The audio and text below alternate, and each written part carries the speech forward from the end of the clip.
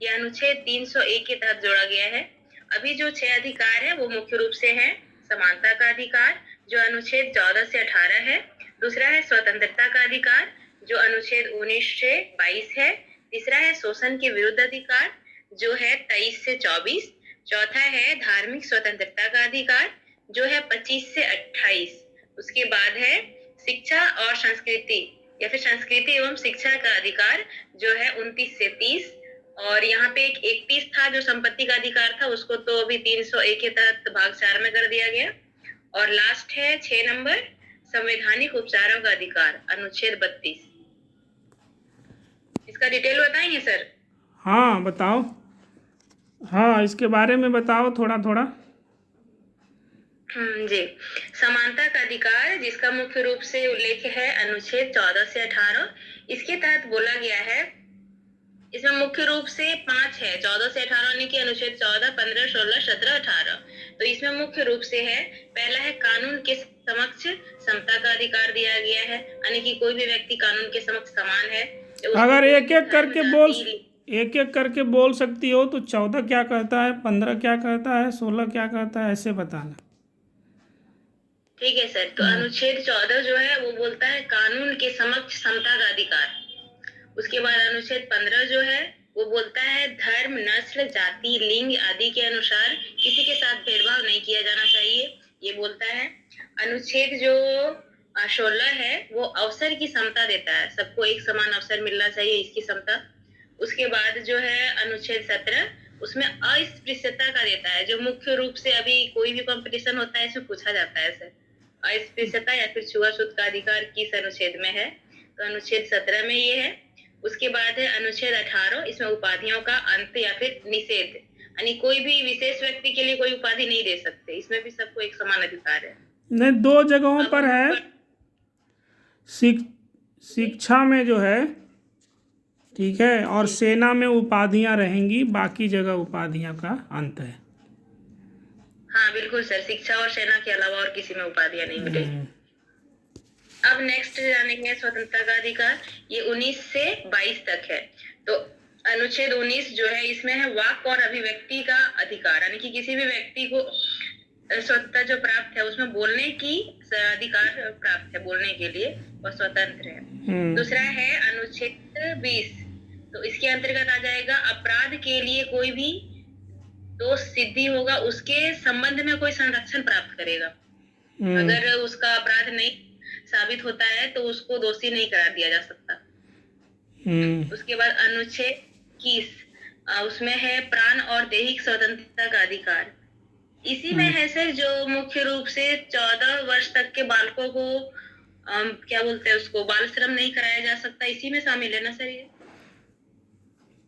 किसमें? अनुच्छेद 21, अनुच्छेद 21 इसमें, हाँ, उन 21 क में, 21 में नहीं, 21 क, ए या फिर का जी? हाँ, ये उसको अंग्रेजी में 21A बोला जाता है कि 6 से 14 वर्ष की आयु के बच्चों को निःशुल्क और अनिवार्य शिक्षा, 86 संशोधन 2002। उसके बाद है अनुच्छेद 22, इसमें हो जाएगा कि कुछ दिशाओं में गिरफ्तारी और निषेध को क्या बोलते हैं उसको, कुछ विशेष दशाओं में संरक्षण प्राप्त है, गिरफ्तारी में संरक्षण प्राप्त है, प्राप्त होगा। मतलब अगर कोई गिरफ्तार होता है तो 24 घंटे में मजिस्ट्रेट के सामने ले जाने की बात, ठीक है जी सर, इसमें ये है। किस लिए गिरफ्तार कर रहे हैं उसका कारण बताना होगा कि आप क्यों गिरफ्तार कर रहे हैं। हाँ जी, 24 घंटे के अंदर उसको पेश करना ही होगा, और अगर नहीं शामिल हो क्या बोलते हैं अपराध अगर नहीं उसका होता है प्रूफ, तो वो फिर वापस उसको छोड़ भी देगा। हाँ, शोषण के विरुद्ध अधिकार, इसमें अनुच्छेद 23 और 24 है। इसमें मुख्य रूप से है, इसमें मानव के बालात या फिर बाल श्रम या फिर दुर्व्यवहार नहीं किया जा सकता बालकों के साथ, ये वाला है अनुच्छेद 23 में। और 24 में है, इसी के अंतर्गत एक और है, कारखाना इत्यादि में 14 वर्ष से कम आयु वर्ष के बच्चों को काम नहीं कराया जा सकता। जोखिम भरा काम, भारी काम।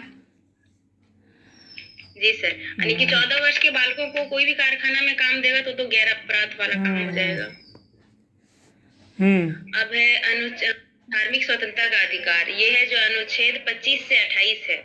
तो इसमें है 25 में धर्म और मतलब धर्म को मानने और प्रचार करने की स्वतंत्रता, लेकिन एक लिमिट में रहकर, यानी कि ये नहीं कि अगर आप दूसरे धर्म के हैं तो दूसरे को उसके लिए फोर्स कर सकते हैं, ये नहीं होना चाहिए। बलात् जबरदस्ती जैसे नहीं। कि बलात् नहीं कर सकते इसमें। उसके बाद अनुच्छेद 26 है, इसमें है धार्मिक कार्य के प्रबंधन की स्वतंत्रता, यानी कि जो भी धर्म से रिलेटेड कार्य है उसमें अपना अपना धर्म के अनुसार, जैसे कि उपासना वाला पढ़े हम लोग सर, तो अपने अपने धर्म के अनुसार अपने ईश्वर पूछ सकते हैं। पूछ सकते हैं, कोई अपना संगठन बना सकते हैं, कोई मंदिर बना सकते हैं, जो करना है अपना संस्था बना सकते हैं। हाँ, विधि विधान उसका स्वामी बन सकते हैं, तो उसमें छूट मिला हुआ है इससे जी। अनुच्छेद 26 इसमें है किसी भी धर्म को संपोषित करने के लिए कोई भी कर या फिर समुदाय के बारे में स्वतंत्रता, यानी कि क्या बोल सकते हैं इसको, विशेष धर्म को संपोषित करने वाली। हाँ, जैसे मान लो हमको मंदिर बनाना है, हम चंदा लेकर के मंदिर बनाएंगे, उसके मालिक बनना है, ट्रस्टी बन सकते हैं, तो उसका प्रशासनिक हम अधिकार हमारे पास रहेगा। उसके बाद है अनुच्छेद 28, इसमें मुख्य रूप से ये वाला भी पूछता है 27 ना 27 क्या सर? फिर 27 भी है कि जिसमें आय, धर्म के प्रति जो आय वगैरह है उसमें कोई मतलब टैक्स वगैरह नहीं, अपना जो है वो उसकी संपत्ति है, व्यय करने का, आय का खर्च करने का। मैंने जब तक वो राज्य या मतलब सरकार उसको अपना में नहीं ले लेती है तब तक वो उस व्यक्ति के पास उसका राइट्स रहेगा वो धर्म के। 28 बताओ। जी, ये है कोई भी शिक्षण संस्था में किसी भी धर्म या जाति के खिलाफ, यानी कि उसको जबरन शिक्षा नहीं दे सकता। अगर वो चाहता है धार्मिक शिक्षा प्राप्त करना तो करेगा, नहीं तो फिर उसको धार्मिक शिक्षा प्राप्त करने का अधिकार नहीं रहता है। धार्मिक शिक्षा का निषेध करता है, कोई संस्था में धार्मिक शिक्षा नहीं दी जाएगी, उसमें विशेष कोई नहीं किया जाएगा, कोई विशेष अनुष्ठान अपने धर्मानुसार नहीं कराया जाएगा। मान लो कि कोई मुस्लिम बाहुल जो है संस्था है, मुस्लिम के बच्चे पढ़ते हैं, उसमें कुछ हिंदू के पढ़ते हैं, तो ये नहीं कि सब लोग नमाज करें तो तुम भी करो, तो ऐसा नहीं है कि वो या फिर हिंदू का है तो सब लोग अगर सरस्वती पूजा कर रहे हैं तो उसमें मुस्लिम बच्चे कहें हम नहीं करेंगे, नहीं तुमको भी करना होगा, सरस्वती पूजा है तो ऐसा जो है, या फिर उसकी शिक्षा देना, तो इसमें जो है शिक्षण संस्थानों में ऐसे धार्मिक अनुष्ठान ऐसी चीज़ों को बढ़ावा नहीं दिया जाएगा और उसकी शिक्षा ज़बरदस्ती नहीं दी जाएगी, निषेध है।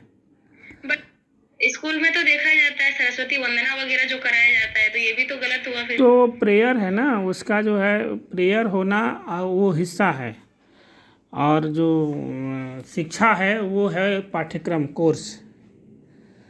कोई चीज़ जो है स्वेच्छा से, जैसे है कि आपको हम जो है स्वेच्छा से पढ़ा रहे हैं, अभी इसलिए नहीं पढ़ा रहे हैं कि नहीं आप डाइट के हो तो आपको पढ़ना ही पड़ेगा, भले वहाँ से हट गए फिर भी आपको पढ़ना पड़ेगा। तो रूल्स में होना और अपनी स्वेच्छा से पढ़ना, तो दोनों ये बात है, व्यवहारिक। और उर्दू विद्यालय में तो होगा ना सर?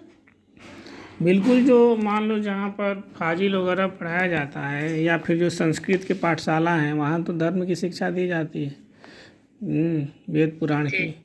जो उर्दू विद्यालय हैं वहाँ पर जो है धर्म की शिक्षा दी ही जाती है, मजलिसा है, मर्जा है तो उसमें दी जाती है, वो अलग बात है।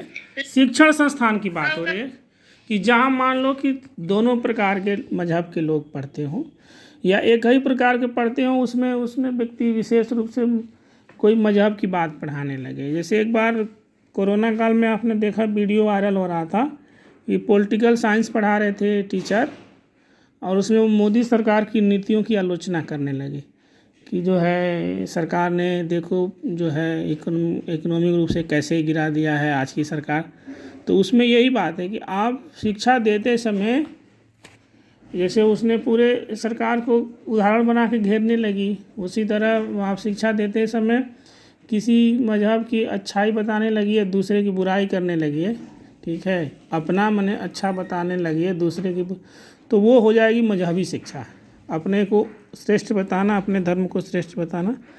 लेकिन वही मान लीजिए कोई मजलिस है, कोई कथा पुराण है, तो मजलिस में कुरान को श्रेष्ठ बताया जाता है, उसकी आयतों को श्रेष्ठ बताया जाता है, और वही कथा पुराण है तो उसमें देवताओं को श्रेष्ठ बताया जाता है, वहाँ पर इसका निषेध है।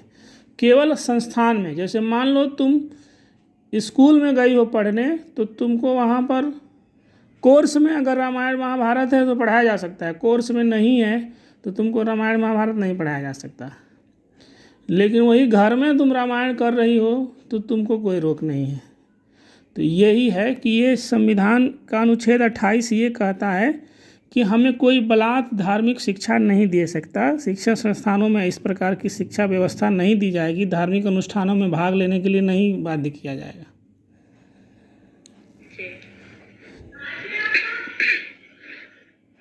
अब आगे बढ़े सर। पूरा करो इसको, बहुत समय हो गया। अब 5 में है संस्कृति और शिक्षा संबंधी अधिकार, जो अनुच्छेद ये है 29-30, इसमें 2 है, एक और था 31 भी था, लेकिन वो संपत्ति का अधिकार तो इससे हटकर चला गया है भाग 4 में, इसलिए उसको इसमें नहीं जानेंगे। इसमें पढ़ेंगे हम लोग अनुच्छेद 29। इसमें है अल्पसंख्यक वर्गों को अपनी विशेष भाषा, लिपि, संस्कृति को बनाए रखने का अपनी संपूर्ण स्वतंत्रता होती है।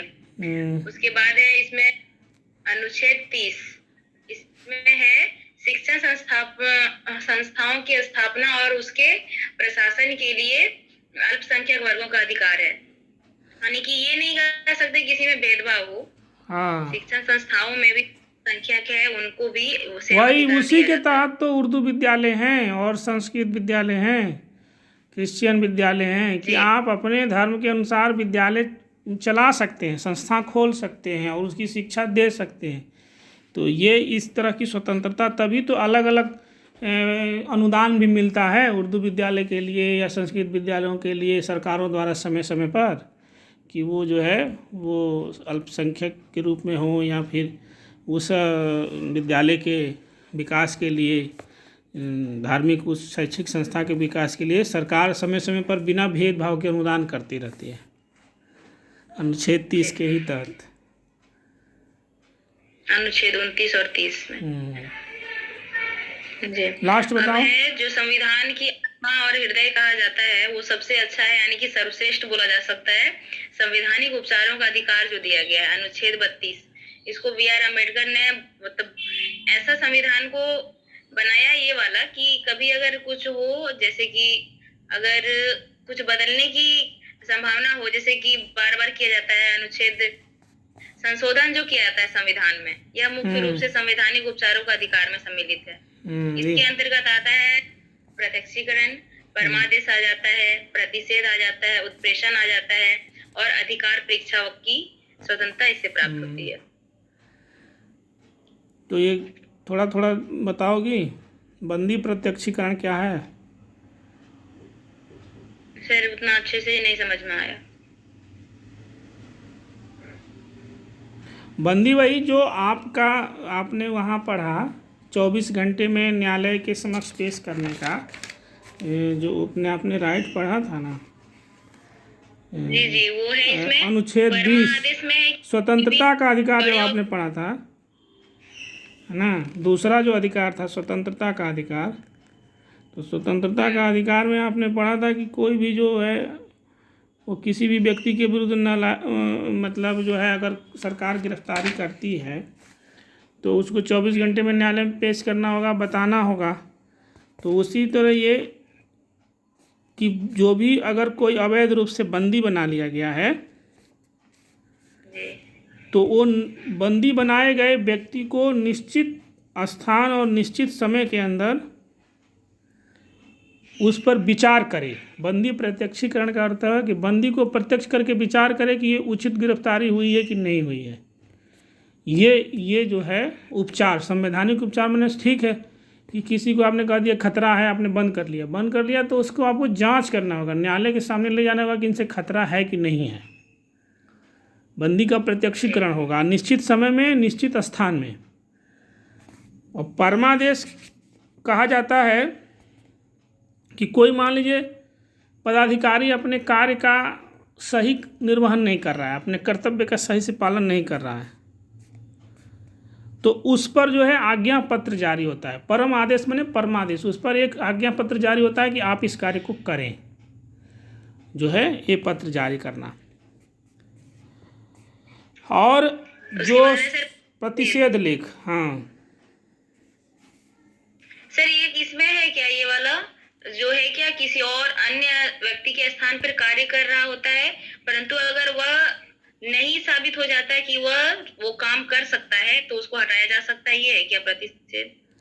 प्रतिषेध है कि मान लो सर्वोच्च न्यायालय हो या उच्च न्यायालय हो, कि मान लो उसके क्षेत्र का बाहर का है, जैसे जुडिशियल, जैसे कि ईडी ने जो अभी केजरीवाल को गिरफ्तार किया, तो केजरीवाल का ये कहना था कि हाई कोर्ट ने जो फैसला दिया, ठीक है, कि जो है गिरफ्तारी जो है सही है, ये ही इसी को उन्होंने चुनौती दिया कि हाई कोर्ट के अधिकार क्षेत्र का बाहर का है।